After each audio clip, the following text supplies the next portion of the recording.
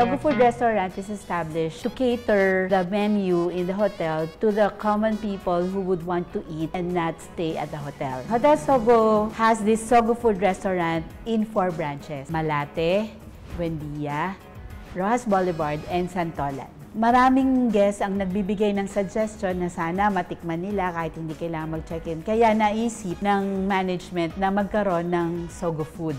Maraming nagsasabi na masarap daw yung pansit ni Hotel Sogo, masarap daw yung chicken, masarap yung iba-ibang luto na common yung pagkain pero iba yung lasa. Lasang Hotel Sogo. Signature yung crispy pata ni Hotel Sogo. Yung crispy pinakbet, favorite ko din yun. Meron din different kinds of sinigangs. Aside from that, may snack.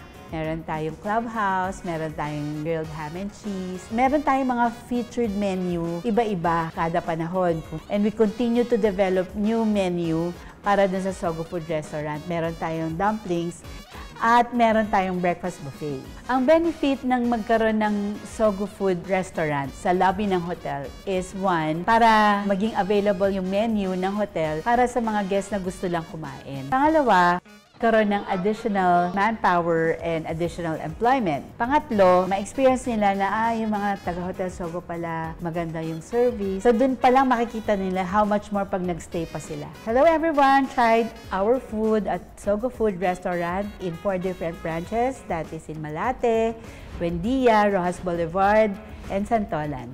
See you there! So clean, so good!